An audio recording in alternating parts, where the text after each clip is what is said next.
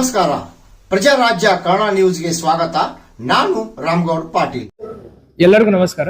ನಮ್ಮ ಬೆಳಗಾವಿ ಜಿಲ್ಲೆನಲ್ಲಿ, ಬೆಳಗಾವಿ ನಗರದಲ್ಲಿ LPGಗೆ ಸಂಬಂಧಪಟ್ಟ ವಿಚಾರಗಳ ಬಗ್ಗೆ ನಾವಿವತ್ತು ಮಾಧ್ಯಮ ಗೋಷ್ಠಿ ಮಾಡಬೇಕು, ಪತ್ರಕರ್ತರನ್ನು ನಾವು ಆಹ್ವಾನಿಸಿಕೊಂಡಿದ್ದೀವಿ.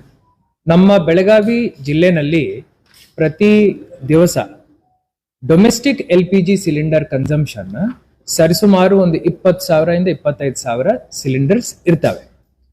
ಸಾಧಾರಣವಾಗಿ ಇದು ಪರಿಸ್ಥಿತಿ. ಈಗಿನ ಪರಿಸ್ಥಿತಿನಲ್ಲಿನೂ ನಾವು ದಿನಕ್ಕೆ 20,000 ಸಿಲಿಂಡರ್ಸ್ ಕೊಡ್ಲಿಕ್ಕೆ ನಮಗೆ ಕೆಪಾಸಿಟಿ ಇದೆ. ನಮ್ಮ 3 ಮೇಜರ್ ಕಂಪನೀಸ್, ನಮ್ಮ oil manufacturing companies BPCL, HPCL, IOCL, ಇವರ ಕಡೆ ಆ LPG ಕೊರತೆ ಇಲ್ಲ. ಇದು ಯಾಕೆ ನಾವು ಹಿಂಗ್ ಹೇಳ್ತಾ ಇದೀವಿ ಅಂದ್ರೆ, ಕಮರ್ಷಿಯಲ್ LPG ಸಿಲಿಂಡರ್ ಅಲ್ಲಿ ಪ್ರತಿ ದಿವಸ ನಮಗೆ 1,600 ಸಿಲಿಂಡರ್ ಬೇಕಾಗುತ್ತದೆ. ಇದು ದೊಡ್ಡ ಸಿಲಿಂಡರ್ ಇರುತ್ತದೆ, 19.2 kg ಸಿಲಿಂಡರ್ ಇರುತ್ತೆ. ಈ ಸಿಲಿಂಡರ್ ಅಲ್ಲಿ ಸರ್ಕಾರ ಮಟ್ಟದಿಂದ ಸ್ವಲ್ಪ ರೇಷನಿಂಗ್ ಮಾಡಬೇಕು, ನೋಡ್ಕೊಂಡು ಇದರದ್ದು ಬಳಕೆ ಮಾಡ್ಬೇಕಂತ ಹೇಳಿದ ನಂತರ 1600 ಸಿಲಿಂಡರ್ಗಳ ಪೈಕಿ ಸದ್ಯಕ್ಕೆ ನಾವು 600 ಇಂದ 700 ಸಿಲಿಂಡರ್ ಕೊಡ್ಲಿಕ್ಕೆ ಆಗ್ತಾ ಇದೆ. ಇದು ಯಾರಿಗೆ ಕೊಡಬೇಕು, ಹೆಂಗ್ ಕೊಡಬೇಕಂತ ವಿಚಾರ ಬಂದಾಗ ನಮ್ಮ ಕೇಂದ್ರ ಸರ್ಕಾರದಿಂದ ಹಾಗೂ ರಾಜ್ಯ ಸರ್ಕಾರದಿಂದ ನಮಗೆ ಒಂದು ಡೈರೆಕ್ಷನ್ಸ್ ಅವರು ಇಶ್ಯೂ ಮಾಡಿದ್ದಾರೆ. ಇಲ್ಲಿರುವಂತ ಎಲ್ಲ priority institutions, education, health, other governmental, non governmental priority ಇನ್ಸ್ಟಿಟ್ಯೂಷನ್ಸ್ಗೆ ನೀವು ಆದ್ಯತೆ ಕೊಟ್ಟು ಅವರಿಗೆ ಕಮರ್ಷಿಯಲ್ LPG ಸಿಲಿಂಡರ್ಸ್ ಶೇಕಡಾವಾರು ಇಷ್ಟು ನೀವು ಅವರಿಗೆ ಕೊಡಬಹುದು ಅಂತ ಹೇಳಿದ್ದಾರೆ. ಅದಾದ ನಂತರ ಪ್ರಯಾರಿಟಿ 2 ಸೆಕ್ಟರ್, 3 ಸೆಕ್ಟರ್, 4 ಸೆಕ್ಟರ್ ಅಲ್ಲಿ ವಿವಿಧ ಏಜೆನ್ಸೀಸ್ ಇರ್ಬೋದು, ಹೋಟೆಲ್ಸ್ ಇರ್ಬೋದು, ಡಾಬಾಗಳಿರ್ಬೋದು, ಹಾಗೂ ಬೇರೆ ಕ್ಯಾಂಟೀನ್ಗಳಿರ್ಬೋದು, ಹಾಗೂ ನಮ್ಮ ಹೋಟೆಲ್ಗಳಿರ್ಬೋದು, ಇವರಿಗೂ ಸಪ್ಲೈ ಕೊಡಬೇಕು ಅಂತ ಹೇಳಿ ಅವರು ನಮಗೆ ಡಿವೈಡ್ ಮಾಡಿ, ಈ 600 ಸಿಲಿಂಡರ್ ಹೆಂಗ್ ಕೊಡ್ತೀರ ಅನ್ನೋದು ಅವರು ಡಿವೈಡ್ ಮಾಡಿ ನಮ್ಮ food and civil supplies department ಇಂದ ಅವರು ನಮಗೆ ಹಂಚಿಕೆ ಮಾಡಲಿಕ್ಕೆ ಆದೇಶವನ್ನು ಹೊರಡಿಸಿದ್ದಾರೆ. ನಾವು ಹಿಂದಿನ ಒಂದು ವಾರದಿಂದ IOCL ಜೊತೆ, BPCL ಜೊತೆ, HPCL ಜೊತೆ, ಹಾಗೂ ಎಲ್ಲ ಸ್ಟೇಕ್ ಹೋಲ್ಡರ್ಸ್ ಜೊತೆ, ನಮ್ಮ ಹೋಟೆಲ್ಸ್ ಇರ್ಬೋದು, ಡಾಬಾಗಳಿರ್ಬೋದು, ನಮ್ಮ LPG ಸಿಲಿಂಡರ್ ಡಿಸ್ಟ್ರಿಬ್ಯೂಟರ್ಸ್ ಇರ್ಬೋದು, ಅವರೆಲ್ಲರನ್ನೂ ಕೂರಿಸ್ಕೊಂಡು ಸಾಕಷ್ಟು ಚರ್ಚೆ ಮಾಡಿ ಒಂದು ಸಮಿತಿ ರಚನೆ ಮಾಡಿದ್ದೀವಿ. ಈ ಸಮಿತಿನಲ್ಲಿ ನಮ್ಮ deputy director food and civil supplies ಅವರ ಜೊತೆ ಈ ಬೇರೆ ಬೇರೆ ಸ್ಟೇಕ್ ಹೋಲ್ಡರ್ಸು ಇದ್ದಾರೆ ಆ ಕಮಿಟಿನಲ್ಲಿ. ಉದಾಹರಣೆಗೆ ನಮ್ಮ ಅಜಯ್ ಪಾಯ್ರ್ ಅವರು, ಹೋಟೆಲ್ ಅಸೋಸಿಯೇಷನ್ ಪ್ರೆಸಿಡೆಂಟ್, ಅವರು ಅದರಲ್ಲಿ ಸಮಿತಿನಲ್ಲಿದ್ದಾರೆ. ಹಾಗೂ ಬೇರೆ ಎಲ್ಲ ನಮ್ಮ IOCL, BPCL ಅವರ ಹೆಡ್ಸ್ ಇದ್ದಾರೆ ಅದರಲ್ಲಿ. ಜೊತೆನಲ್ಲಿ ಡಿಸ್ಟ್ರಿಬ್ಯೂಟರ್ಸು ಆ ಸಮಿತಿನಲ್ಲಿ ಇದ್ದಾರೆ.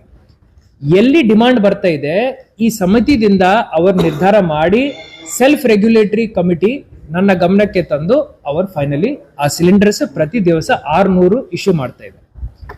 ಇದರಿಂದ ಏನಾಗಿದೆ, ಯಾವುದೇ ಕಮರ್ಷಿಯಲ್ ಸಿಲಿಂಡರ್ ಅಲ್ಲಿ ನಮಗೆ ಕೊರತೆ ಸದ್ಯಕ್ಕೆ ಕಾಣ್ತಾ ಇಲ್ಲ. ಎಲ್ಲ ಕಡೆ ಕಮರ್ಷಿಯಲ್ ಯೂನಿಟ್ಸ್ ರನ್ ಆಗ್ತಾ ಇದ್ದಾವೆ. ಕ್ಯಾಂಟೀನ್ಗಳಿರ್ಬೋದು, ಸರ್ಕಾರಿ ಆಸ್ಪತ್ರೆಗಳಿರ್ಬೋದು, ಎಲ್ಲ ಕಡೆ ನಾವು ಕಮರ್ಷಿಯಲ್ LPGನೂ ಕೊಡ್ಲಿಕ್ಕೆ ಸಾಧ್ಯವಾಗ್ತಾ ಇದೆ. ಇದನ್ನು ಹೊರತುಪಡಿಸಿ ನಮ್ಮ ನಗರದಲ್ಲಿ ಸರಿಸುಮಾರು 35,000 ಪೈಪ್ಡ್ ನ್ಯಾಚುರಲ್ ಗ್ಯಾಸ್ ಕನೆಕ್ಷನ್ಸ್ ಇದಾವೆ. PNG ಕನೆಕ್ಷನ್ ಇದ್ದಾಗ ಆ ಕನೆಕ್ಷನ್ ಮುಖಾಂತರ ಡೈರೆಕ್ಟ್ಲಿ ನಾವು ಅವರಿಗೆ ಗ್ಯಾಸ್ ಸಪ್ಲೈ ಮಾಡ್ತೀವಿ.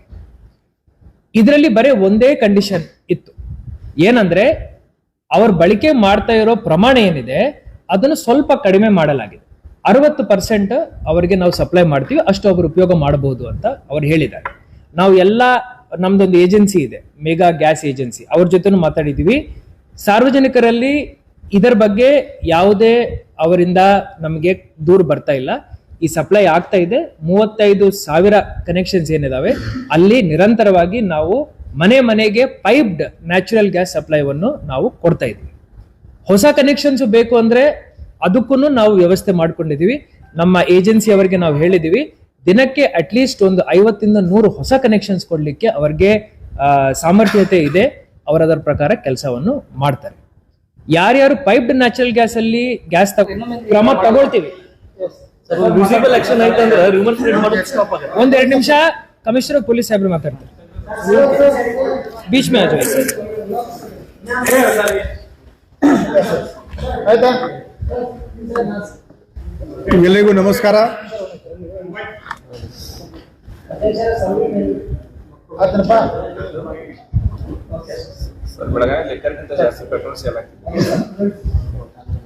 ಎಲ್ಲರಿಗೂ ನಮಸ್ಕಾರ. ಈಗಾಗಲೇ ಮಾನ್ಯ ಡಿ ಸಿ ಅವರು ಈ ಪೆಟ್ರೋಲ್ ಕಂಪನಿದು ಪದಾಧಿಕಾರಿಗಳು ಮತ್ತು ಪೊಲೀಸ್ ಇಲಾಖೆ ಅಧಿಕಾರಿಗಳು ನಾವು ಒಂದು ಮೀಟಿಂಗ್ ಮಾಡಿದ್ದೀವಿ. ನಮಗೆ ಅವರು ನೀಡಿದ ಮಾಹಿತಿ ಪ್ರಕಾರ ಪೆಟ್ರೋಲ್ ಮತ್ತು ಡೀಸೆಲ್ದು ಯಾವುದೇ ಕೊರತೆ ಇಲ್ಲ. ನಾವು ಅವರಿಗೆ ಕೇಳಿದ್ವಿ ಸಪ್ಲೈ ಡಿಸ್ಟ್ರಿಬ್ಯೂಷನ್ ನಲ್ಲಿ ವಾರ ಶುರು ಆಗೋಕ್ಕಿಂತ ಮುಂಚೆ ಮತ್ತು ಆಮೇಲೆ ನಿಮಗೆ ಯಾವುದೇ ವ್ಯತ್ಯಾಸ ಕಂಡು ಬಂದಿದೆ? ಪೆಟ್ರೋಲ್ ಮತ್ತು ಡೀಸೆಲ್ ನಲ್ಲಿ ಯಾವುದೇ ಅವರಿಗೆ ವ್ಯತ್ಯಾಸ ಕೂಡ ಕಂಡು ಬಂದಿಲ್ಲ.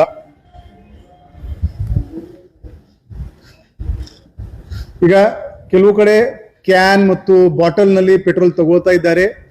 ಇವತ್ತು ಸಂಜೆಗೆ ನಾನು 50 ಪೆಟ್ರೋಲ್ ಪಂಪ್ ಓನರ್ ಯಾರಿದ್ದಾರೆ ಬೆಳಗಾವಿ ನಗರದಲ್ಲಿ ಅವರ ರಿಪ್ರೆಸೆಂಟೇಟಿವ್ ಜೊತೆಗೆ ಒಂದು ಸಿಪಿ ಆಫೀಸ್ ನಲ್ಲಿ ಒಂದು ಮೀಟಿಂಗ್ ಮಾಡ್ತೀನಿ. ಇದು ಸೇಫ್ ಪ್ರಾಕ್ಟೀಸ್ ಇಲ್ಲ. Petrol is highly inflammable material. ಅದರಿಂದ ಬೆಂಕಿ ಆಯ್ತು ಅಂದ್ರೆ ಬಚಾವ್ ಮಾಡಕ್ಕೆ ಬಹಳ ಕಷ್ಟ ಇರುತ್ತೆ. ಸೊ ಇದನ್ನು ನಾವು ಒಂದು ಪತ್ರ ಕೂಡ ಆಫೀಷಿಯಲಿ ಅವರಿಗೆ ಬರಿತೀವಿ. ಯಾವುದೇ ಕಾರಣಕ್ಕೂ ಅವರು ಬಾಟಲ್ ಮತ್ತು ಕ್ಯಾನ್ ನಲ್ಲಿ ಪೆಟ್ರೋಲ್ ಕೊಡಬಾರ್ದು. ಈಗಾಗಲೇ ನೀವು ಹೇಳ್ದಂಗೆ ಕೆಲವರು ಸೋಷಿಯಲ್ ಮೀಡಿಯಾದಲ್ಲಿ ವದಂತಿಯನ್ನು ಹಬ್ಬಿಸ್ತಾ ಇದ್ದಾರೆ. ಅದನ್ನು ಐಡೆಂಟಿಫೈ ಮಾಡಕ್ಕೆ ಒಂದು ತಂಡ ಮಾಡಿಕೊಂಡು ನಾವು ಅವರಿಗೆ ನೋಟಿಸಸ್ ಜಾರಿ ಮಾಡ್ತೀವಿ. ಅದು ಪೋಸ್ಟ್ ಡಿಲೀಟ್ ಮಾಡಕ್ಕೆ ಹೇಳ್ತೀವಿ ಮತ್ತು ಅವಶ್ಯಕತೆ ಇದ್ರೆ ಕಾನೂನು ರೀತ್ಯ ಕೂಡ ಅವರ ಮೇಲೆ ಕ್ರಮ ತಗೋತೀವಿ. ಕೆಲವರು ಈ ಪ್ಯಾನಿಕ್ ಬೈಯಿಂಗ್ ಮಾಡ್ತಾ ಇದ್ದಾರೆ. ಒಂದು ರಾಮದೇವ್ ಹೋಟೆಲ್ ಹತ್ರ ಒಂದು ಜಗಳ ಕೂಡ ಆಗಿದೆ. ದಯವಿಟ್ಟು ಪೆಟ್ರೋಲ್ ಬಂಪ್ ನಲ್ಲಿ ಹೋಗಿದ್ರೆ ಲೇನ್ ಡಿಸಿಪ್ಲಿನ್ ಮೇಂಟೈನ್ ಮಾಡಿ ಮತ್ತು ಸಿವಿಕ್ ರೆಸ್ಪಾನ್ಸಿಬಿಲಿಟಿಯಿಂದ ಕೂಡ ಜಗಳ ಮಾಡಬೇಡಿ. ನಮ್ಮ ಪೊಲೀಸ್ ಸಿಬ್ಬಂದಿ ಕೂಡ ನಾವು ವಾಚ್ ಹೊಯ್ಸಲ ಗಾಡಿಗಳು, ಶಕ್ತಿ ಗಾಡಿಗಳು ಅಲ್ಲಿ ಪೆಟ್ರೋಲಿಂಗ್ ಮಾಡಿಕೊಂಡು ಅಲ್ಲಿ ಲಾ ಅಂಡ್ ಆರ್ಡರ್ ಮೇಂಟೈನ್ ಮಾಡ್ತಾರೆ. ಎಲ್ಲೂ ನಿಮ್ಗೆ ಮಾಹಿತಿ ಬಂದಿದೆ, ಸಿಕ್ಕಿದೆ ಸಾರ್ವಜನಿಕರು ಅಲ್ಲಿ LPG ಸಿಲಿಂಡರ್ ಸ್ಟಾಕ್ ಮಾಡ್ತಾ ಇದ್ದಾರೆ ಅಥವಾ ಡೀಸೆಲ್ದು ಸ್ಟಾಕ್ ಮಾಡ್ತಾ ಇದ್ದಾರೆ, ಹೋಲ್ಡಿಂಗ್ ಮಾಡ್ತಾ ಇದ್ದಾರೆ ಅಂದ್ರೆ 112ಗೆ ನೀವು ಕರೆ ಮಾಡಿ. ನಾವು ಆ ಜಾಗವನ್ನು ಚೆಕ್ ಮಾಡ್ತೀವಿ. ಅದು ನಿಜವಾಗಿದೆ ಅಂತ ಕಂಡು ಬಂದ್ರೆ ಅವರ ಮೇಲೆ ಕಾನೂನು ರೀತ್ಯ ಕ್ರಮ ತಗೋತೀವಿ. ಪೆಟ್ರೋಲ್ ಮಾಫಿಯಾ ಈಗ ಟ್ಯಾಂಕರ್ ಮುಖಾಂತರ ಪೆಟ್ರೋಲ್ ತೆಗಿತಾ ಇದ್ದಾರೆ. ಎಷ್ಟು ಕೇಸ್ ತೆಗಿದಾವ, ಅವ್ರ ಮೇಲೆ ಏನ್ ಆಕ್ಷನ್ ತಗೋತಾ ಇದ್ದಾರೆ? ಸ್ಪೆಸಿಫಿಕ್ ಡೀಟೇಲ್ ಕೊಡಿ, ನಾವು ಕ್ರಮ ತಗೋತೀವಿ. ಸರಿ, ಆಲ್ರೆಡಿ 3 ಲೀಟರ್ 50 ಲೀಟರ್ ಕಲೆಕ್ಟ್ ಮಾಡಿ ಸಂಗ್ರಹ ಮಾಡಿ ಇಟ್ಕೊಂಡಿದ್ದಾರೆ. ಅವ್ರ ಮೇಲೆ ಏನ್ ಆಕ್ಷನ್ ಮಾಡ್ತಾರೆ? ನಿಮಗೆ ಸ್ಪೆಸಿಫಿಕ್ ಮಾಹಿತಿ ಕೊಟ್ಟಿದ್ರೆ ನಾವು ಕ್ರಮ ತಗೋತೀವಿ. ಬಂದು ಕ್ಯಾನ್ಸರ್ ಡ್ರಮ್ಸ್ ಎಲ್ಲ ಪೆಟ್ರೋಲ್ ತಗೊಂಡು ಹೋಗಿದ್ದಾರೆ ನಿನ್ನೆಯಿಂದ. ಆತರ ಏನಾದ್ರು ಐಡೆಂಟಿಫೈ ಮಾಡ್ತೀರಾ? ಕಾರ್ಗಳನ್ನು ಬಂದು ಡ್ರಮ್ ದಲ್ಲಿ ತಗೊಂಡು ಹೋಗಿದ್ದಾರೆ. 20 kg 10 kg ಕ್ಯಾನ್ಸರ್. ನಾವು ಈಗ ಮೀಟಿಂಗ್ ಮಾಡ್ತೀವಿ ಅವರ ಜೊತೆಗೆ, ಮುಂದಿನ ಕ್ರಮ ತಗೋತೀವಿ. ಪೆಟ್ರೋಲ್ ಡೀಸೆಲ್ 1 ಗಂಟೆ 2 ಗಂಟೆ ಇವತ್ತಿಂದ ಏನ್ ಡೆಡ್ಲೈನ್ ಇರ್ತದೆ? ಒಂದು ಹೆಲ್ಪ್ಲೈನ್ ನಂಬರ್ ಹೇಳ, ಒಂದು ಹೆಲ್ಪ್ಲೈನ್ ನಂಬರ್ ಹೇಳ್ತೀನಿ. ಹೆಲ್ಪ್ಲೈನ್ ನಂಬರ್ ಒಂದು ಹೇಳ್ಬಿಡ್ತೀನಿ. ನೋಡಿ, ಆಂಬುಲೆನ್ಸ್ ಇರುತ್ತೆ, ಫೈರ್ ಗಾಡಿ ಇರುತ್ತೆ, ಆತರ ಬಂದ್ ಮಾಡಕ್ಕೆ ಆಗಲ್ಲ. ನಾವು ನಮ್ಮ patrolling round the clock maintain ಮಾಡ್ತೀವಿ. ಬಟ್ ಈ ತರ ಹೋಲ್ಡಿಂಗ್ ಮಾಡಕ್ಕೆ ಯಾರು ಪ್ರಯತ್ನ ಮಾಡಿದ್ರೆ ಇದು ಕ್ರಮ.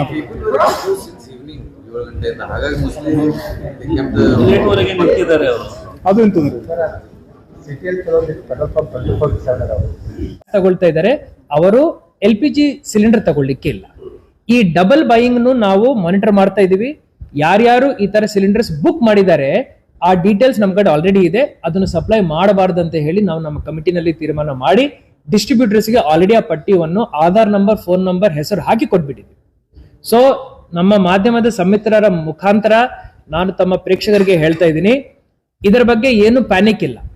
ನಮ್ಗೆ ಇನ್ನೂ ಸಪ್ಲೈನು ಬರ್ತಾ ಇದೆ. ನಮಗೆ ಸಪ್ಲೈ ಮಾಡಲಿಕ್ಕೆ ಕೆಪಾಸಿಟಿ ಇದೆ. ನಮ್ಮ ಕಡೆ ಲಾಜಿಸ್ಟಿಕಲಿ ಯಾವುದೇ ಇಶ್ಯೂ ಇಲ್ಲ. ನಾವು ಇದನ್ನು ಕರೆಕ್ಟ್ಲಿ ಯಾರಿಗೆ ಅವಶ್ಯಕತೆ ಇದೆ, ಯಾವ ಮಿತಿನಲ್ಲಿ ಬಳಕೆ ಮಾಡ್ಕೋಬೇಕೋ ಅದನ್ನು ಮಾನಿಟರ್ ಮಾಡ್ತಾ ಇದೀವಿ ಅಷ್ಟೇ.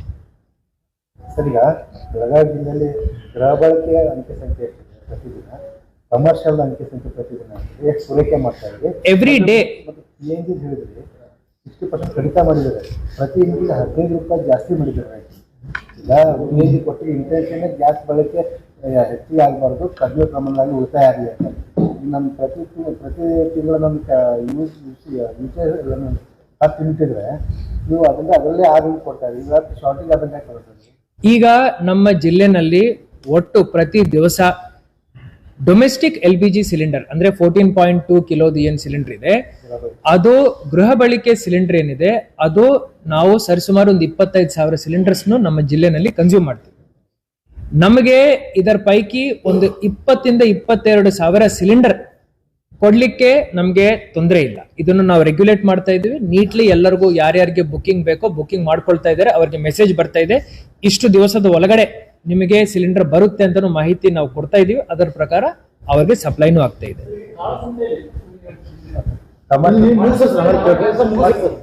ಈಗ ಕಮರ್ಷಿಯಲ್ ಸಿಲಿಂಡರ್ಸ್ ಪ್ರತಿ ದಿವಸ ಬಳಕೆ 1600. ಹೌದು, ಇಲ್ಲಿ ನಾವು ಬಹಳ ರೇಷನಲೈಸ್ ಮಾಡಿ ಕೊಡ್ತಾ ಇದೀವಿ. ಬಟ್ ಯಾರ್ಯಾರು ಬಳಕೆದಾರರಿದ್ದಾರೆ ಅವ್ರ ಜೊತೆ ನಾವು ಸಂಪರ್ಕ ಸಾಧಿಸಿದೀವಿ, ಅವ್ರ ಜೊತೆ ಮಾತುಕತೆ ನಡೆಸ್ತಾ ಇದೀವಿ. ಅವ್ರಿಗೆ ಎಷ್ಟು ಬೇಕೋ ತುರ್ತು ಕೆಲಸಗಳಿಗೆ ಹಾಗೂ ಚಟುವಟಿಕೆಗಳು ನಡೆಸಲಿಕ್ಕೆ ಅವ್ರಿಗೆ ಎಷ್ಟು ಬೇಕೋ ಅಷ್ಟು ನಾವು ಕೊಡ್ಲಿಕ್ಕೆ ನಮಗೆ ಸಾಮರ್ಥ್ಯತೆ ಇದೆ. 600 ಪ್ರತಿ ದಿವಸ ನಾವು ಕಮರ್ಷಿಯಲ್ ಸಿಲಿಂಡರ್ ಕೊಡ್ತಾ ಇದ್ದೀವಿ. ರೆಗ್ಯುಲೇಟ್ ಮಾಡ್ತಾ ಇದ್ದೀವಿ ಅಂದ್ರೆ regulate in the form of penalty ಅವ್ರು ಯಾವ ತರ ಮಾಡ್ತಾ ಇದ್ದಾರೆ? ಬೇಸಿಕಲಿ ನಾವು ಏನ್ ಹೇಳ್ತಾ ಇದೀವಿ ಅಂದ್ರೆ all PNG connections are metered connections. ಎಷ್ಟು ಸಪ್ಲೈ ಹೋಗುತ್ತೆ ಎಷ್ಟು ಬರುತ್ತೆ ನಮಗೆ ಗೊತ್ತಿರುತ್ತದೆ, ಅದನ್ನು ನಾವು ಲಿಮಿಟ್ ಮಾಡ್ತೇವೆ.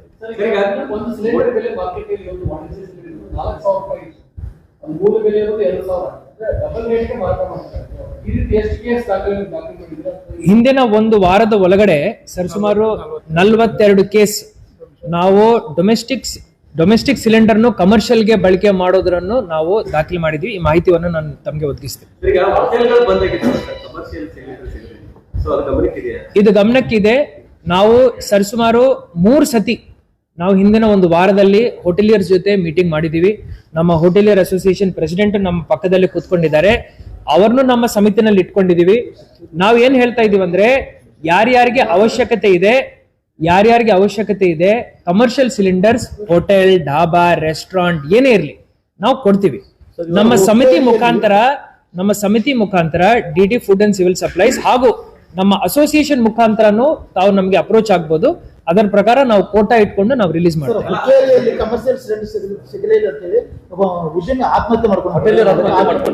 ಈ ಪ್ರಕರಣವನ್ನು ನಾವು ಗಂಭೀರವಾಗಿ ನೋಡ್ತಾ ಇದ್ದೀವಿ. ಎಲ್ಲಾ ತಾಲೂಕಿನ ಎಲ್ಲಾ ಹೋಟೆಲ್ ಅಸೋಸಿಯೇಷನ್ಸ್ ಪ್ರೆಸಿಡೆಂಟ್ಸ್ ನಾವು ಇನ್ವೈಟ್ ಮಾಡಿದ್ವಿ. ಬೆಳಗಾವಿನಲ್ಲಿ ಹೋಟೆಲ್ ಅಸೋಸಿಯೇಷನ್ ಬಹಳ ಸ್ಟ್ರಾಂಗ್ ಇದೆ. ಆ ಯಾರು ಪ್ರೆಸಿಡೆಂಟ್ಸ್ ವೈಸ್ ಪ್ರೆಸಿಡೆಂಟ್ಸ್ ಇದ್ದಾರೆ ಅವರು ನಮ್ಮ ಜೊತೆ ಸಂಪರ್ಕದಲ್ಲಿದ್ದಾರೆ. ಯಾವುದೇ ಆತಂಕದ ಪರಿಸ್ಥಿತಿ ಇಲ್ಲ. ನಮ್ಮ ಬೆಳಗಾವಿ